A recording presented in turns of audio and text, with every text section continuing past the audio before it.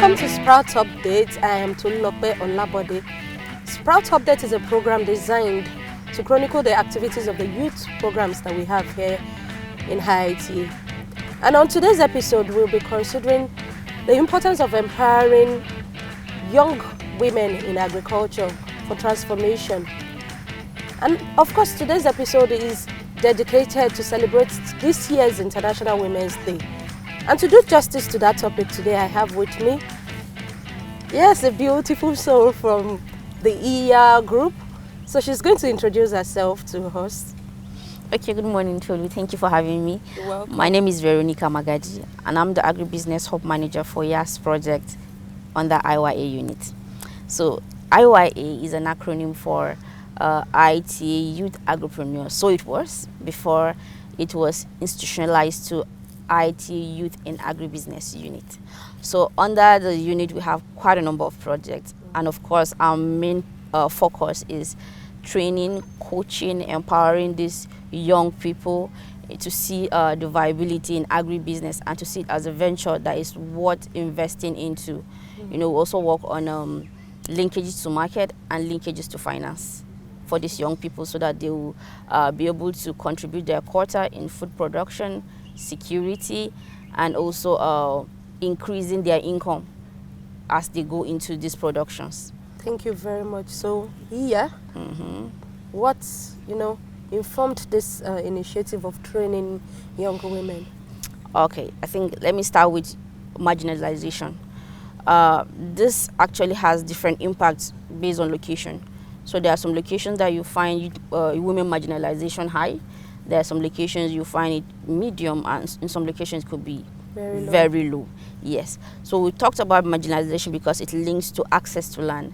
So most of these women are not really permitted or based on inheritance to acquire large expanses of land that they could use for large production. So they are limited to backyard farming where they could just grow vegetables, and that in no way will lead to, should I say, financial independence. So they are always depending on probably spouses or families for finances, and that does not aid them in growth.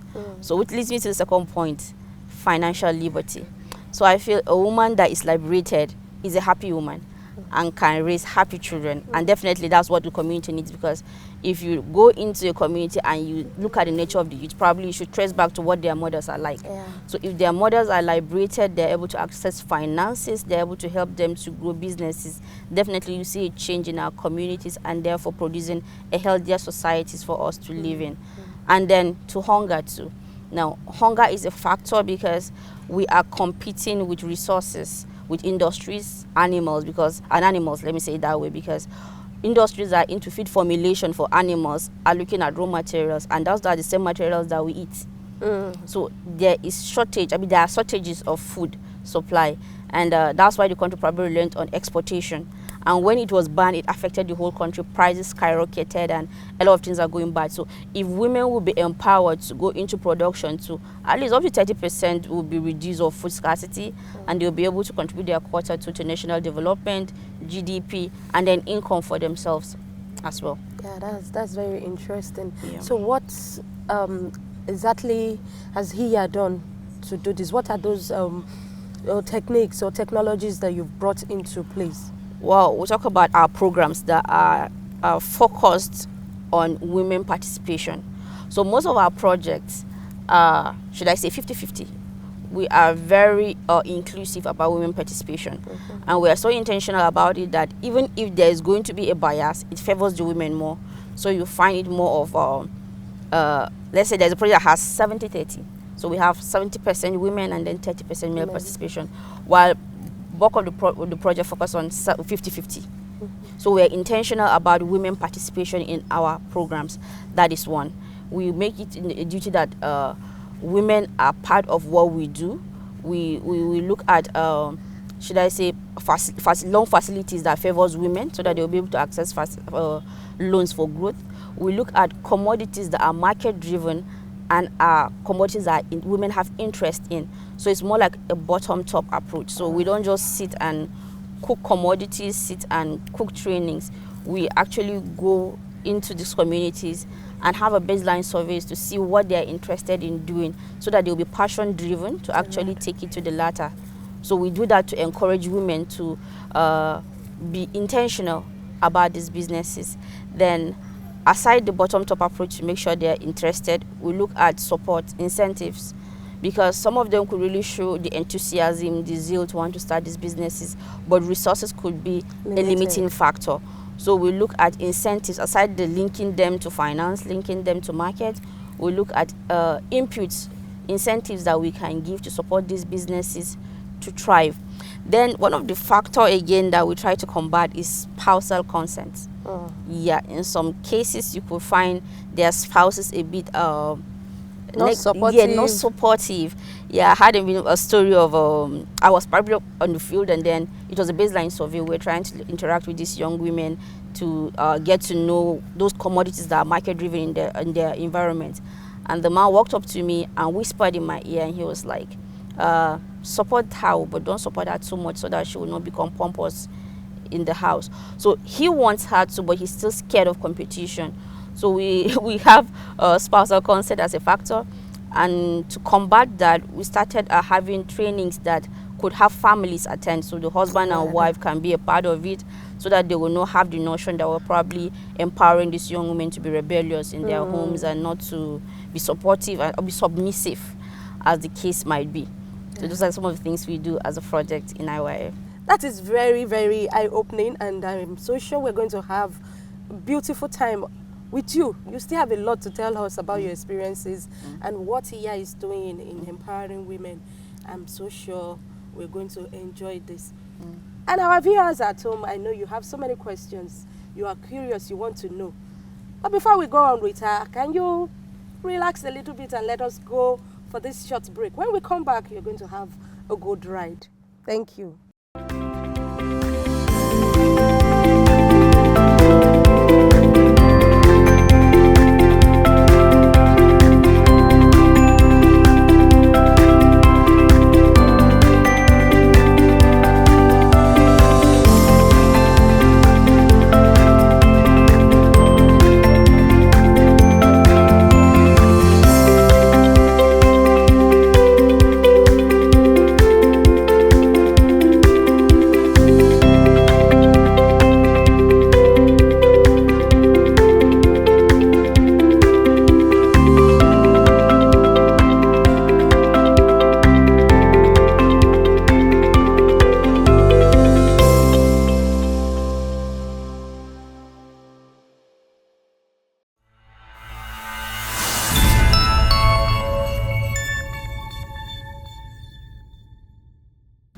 Welcome back, and the program is still Sprouts Update. I remain your loyal host, Tolulope Olabode. I have with me Veronica Magaji. She's telling us about the activities of IA in empowering young women in agriculture, you know, what it takes to transform agriculture through them. And she has explained what IA is doing, what they have been focusing on in empowering young women. So right now I'm going to ask you a question, Veronica, and it's focusing on the challenges you know, like the program has faced so far. Can you share some with us? Well, there are quite a number of them, but I'll first of all talk about expectations.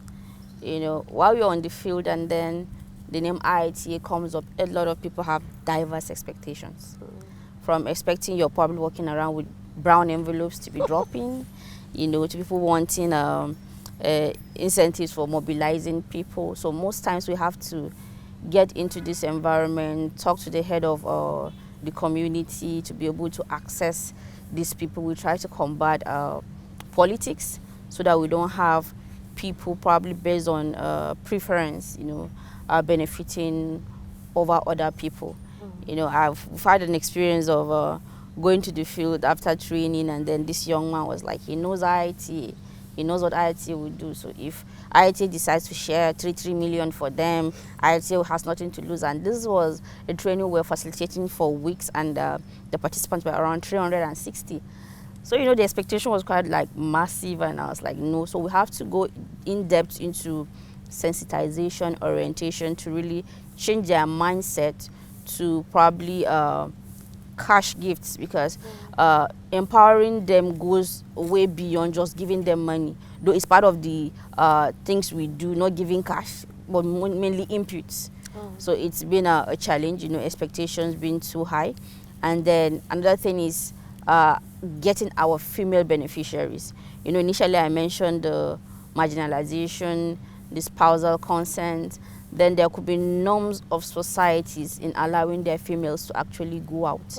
So what we started working on was creating consent forms, so that these females would take it back to their homes and then have their parents, their guardians, their spouses see the intentions, what we're planning to do, and the time frame of the training, so that they will be able to, attend trainings and then come back. And then we have issues with those lands, of people starting after training, land, space to practice after training. And some of the things we now try to do to combat those kind of scenarios is to come up with agribusiness hubs, agri parks, so that they'll have experiential learnings after trainings. Because bulk of the time, the training duration does not really avail time for you to probably complete a cycle. Let's assume it's vegetable you're doing, cucumber, spinach, or bell peppers. This cannot be, you learning in class will not be equivalent to practicing and growing to sell. So we have these parks and these hubs where these people can actually learn while doing for a period of months, and then they're able to experience practically what they've learned in class, or go through the period of processing for a couple of times for those that want to go into processing a particular commodity or so. So they're able to learn while doing. We literally, I would just say, we use ourselves as the shoulder for them to take the risks while working with us. And once they are stable and they're able to get this rolling, then we talk about empowering them to start on their own. And most times they're able to form clusters, people they trust, they can run businesses with. So it helps mitigate a person accessing space to practice with a group of people coming together and putting resources to really get a place to practice. So it's been a challenge, but then communities are now owning up.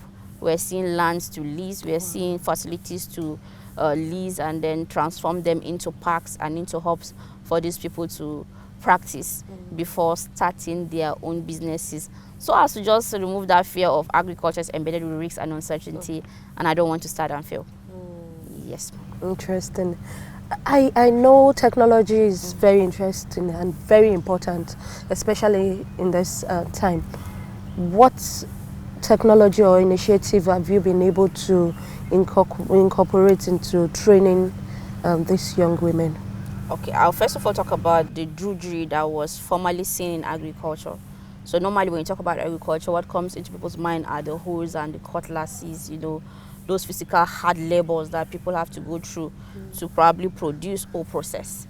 So with technology now, we've been able to go through simple machines that are gender friendly, and women can actually operate them while running their businesses. Could it be the hand tillers or the normal weeder, the planter, some very simple machines that they can actually use while going into production or while processing.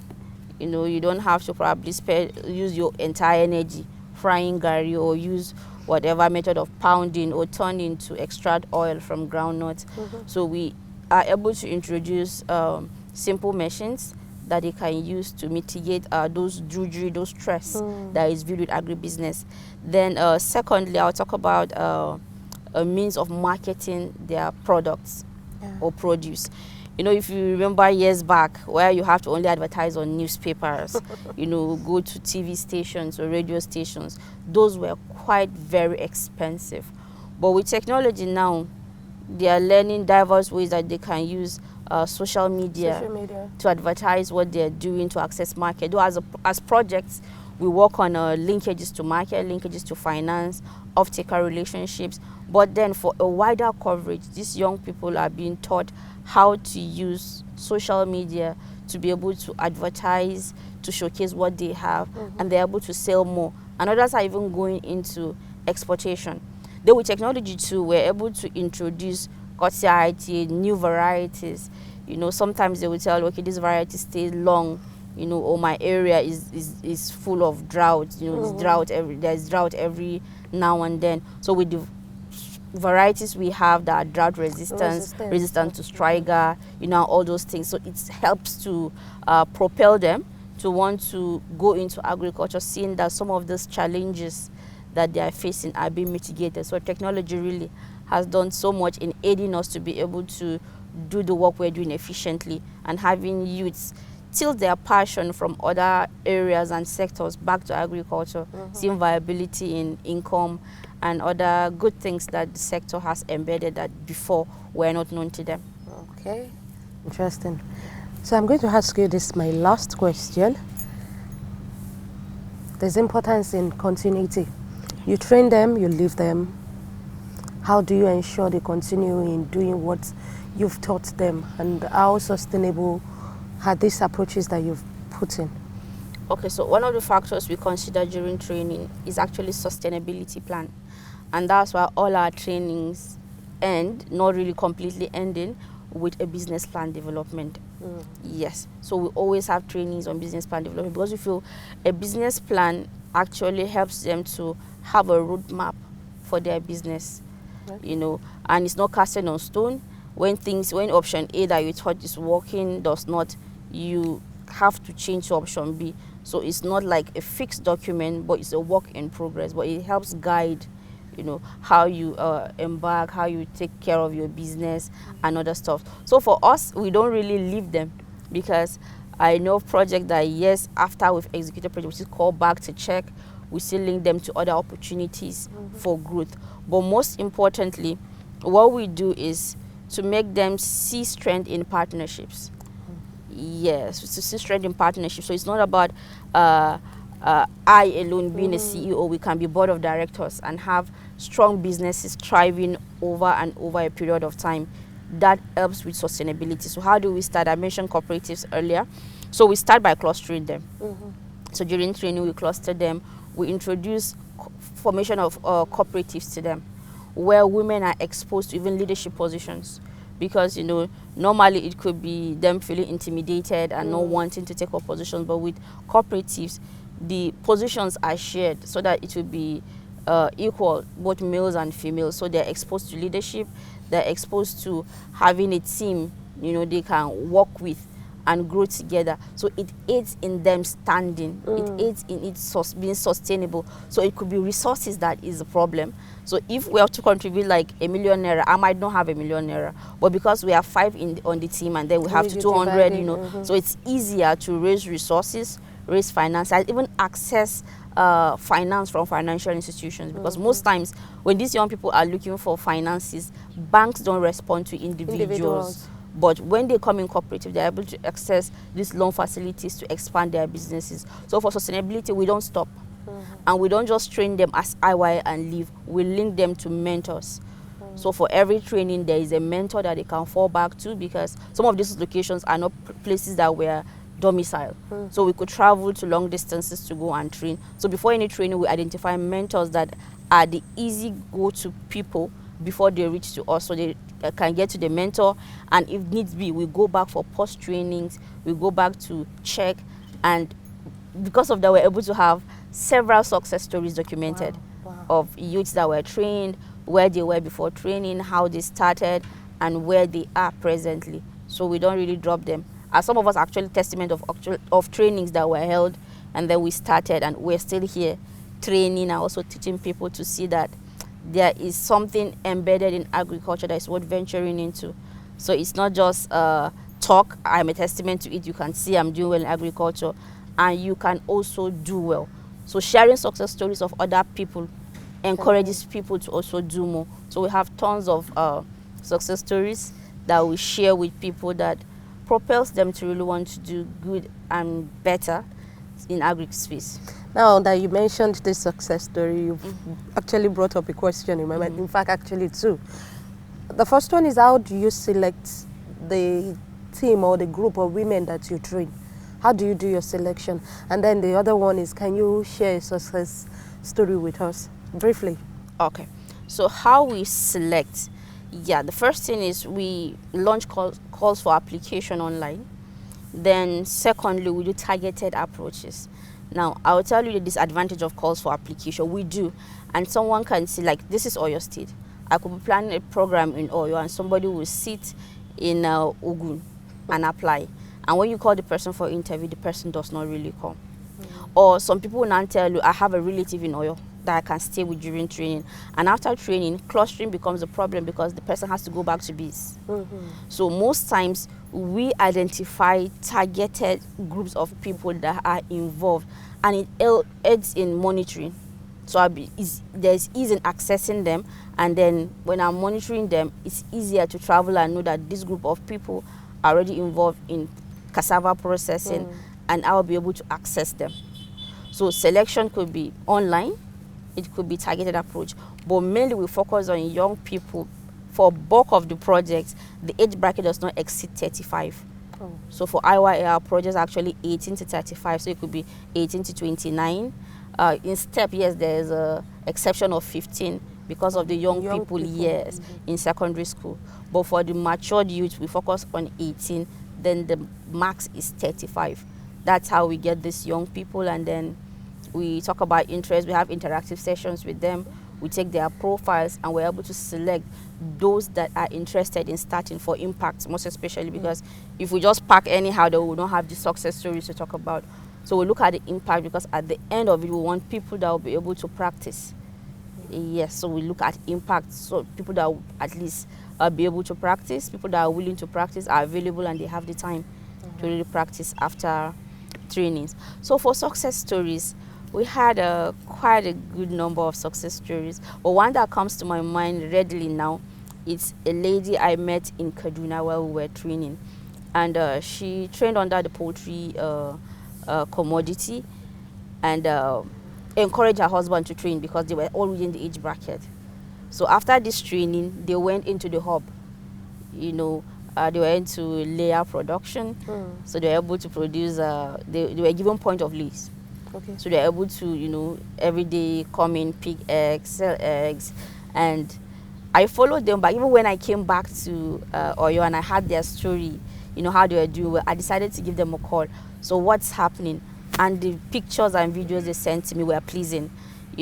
After they left the hub, they rented a facility and they've started producing. Though they couldn't go into layers that they practice in the hub, but they're into broiler production because of the quick return in investment. Exactly. Yes. So they're able to raise them for 8-10 weeks, and then sell, and then stock. So they do all this, like you put 2 weeks later, you still stock in the old chicks because they start from brooding anyway.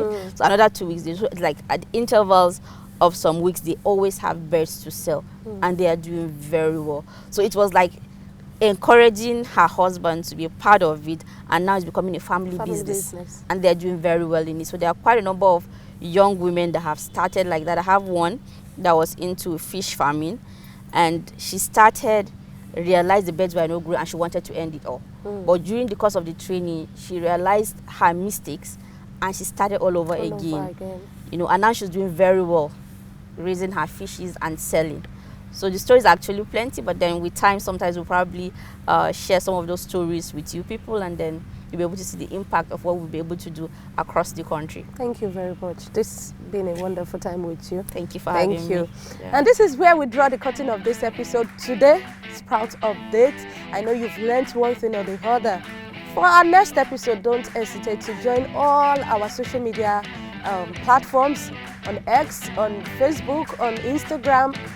It is at IITA TV. See you next time. I remain Tolulope Olabode.